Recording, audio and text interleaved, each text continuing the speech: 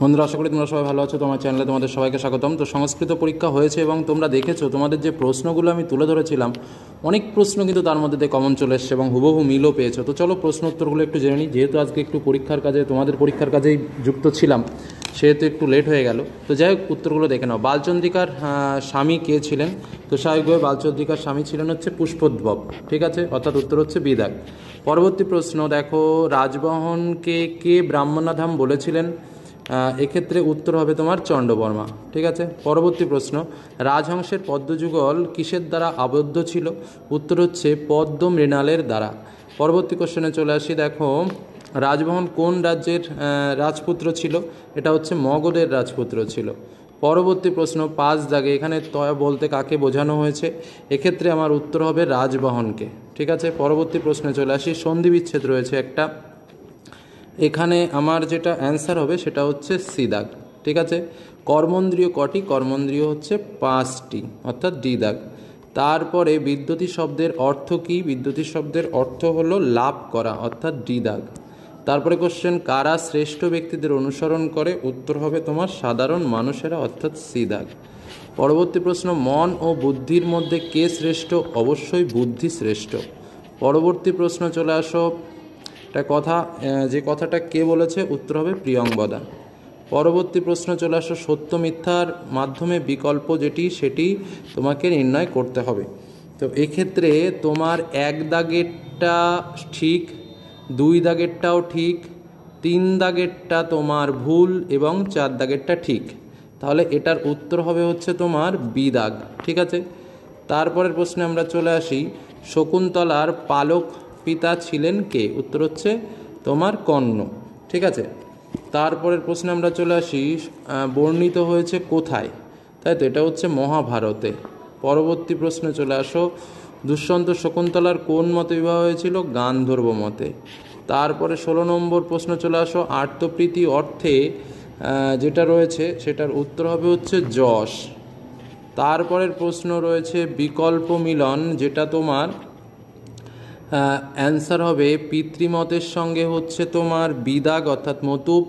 বিশ্বমিত্রর সঙ্গে হচ্ছে অন, গরিয়সের সঙ্গে হচ্ছে ইউসুন, আর মহিষ্ঠর সঙ্গে হচ্ছে ইষ্টন, অর্থাৎ তোমার অ্যান্সার বেরোবে।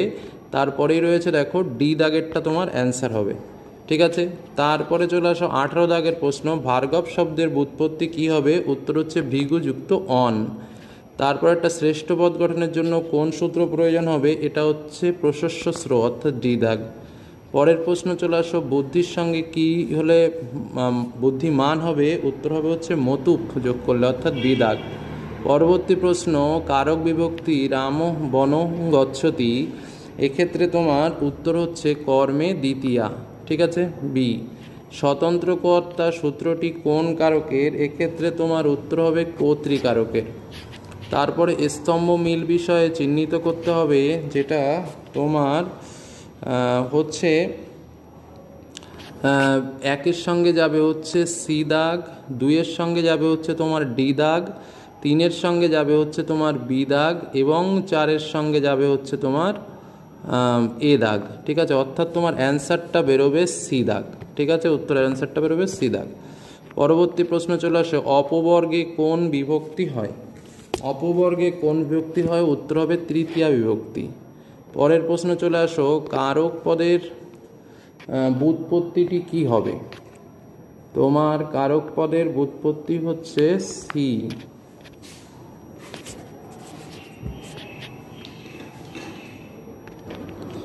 তারপরের প্রশ্ন চলে আসি আমরা, তাহলে কারক পদের ব্যুৎপত্তি আমরা কি বললাম? ক্রি যুক্ত নক, ঠিক আছে।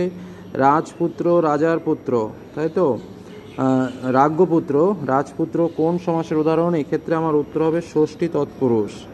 তারপরেটা চলে আসো, সমুদ্রম সমাসবদ্ধ পদটির ব্যাসবাক্য কি হবে? এটার উত্তর হবে হচ্ছে এ দাগ, মদ্রানাং সমৃদ্ধি, ঠিক আছে। তারপরের প্রশ্ন চলে আসো, চতুর্থী তৎপুরুষ সমাস নিষ্পন্ন পদ কোনটি? উত্তর হবে যুবদারু, অর্থাৎ বি দাগ। পরের কোশ্চেন, অভাব অর্থে অব্যয়ভাব সমাস নিষ্পন্ন পদটি কি হবে? এই প্রশ্নটার উত্তর হবে তোমার ডি দাগ, অর্থাৎ নির্জনম। পাণিনির মতে সমাস কত প্রকার? উত্তর হবে হচ্ছে তোমার 4 প্রকার, অর্থাৎ সি দাগ। পরবর্তী প্রশ্নে চলে আসি। হ্যাঁ, কবি ভবভূতি রচিত প্রথম নাটক কোনটি? এক্ষেত্রে তোমার উত্তর হচ্ছে মালতী মাধব।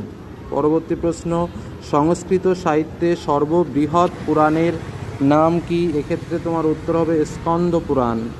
তারপরে চলে আসো, ভাসের ছদ্মনাম কি হবে? উত্তর হবে জলন মিত্র।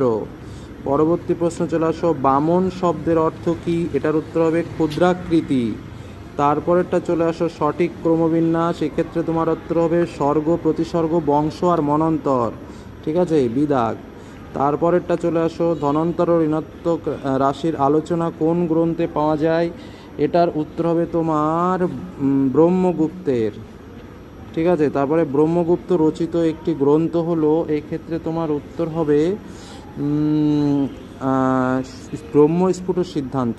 ঠিক আছে, তারপরে দশমিক সংখ্যা পদ্ধতির পূর্ণ ব্যবহার আসে যার হাত ধরে, তিনি হলেন আর্যভট্ট।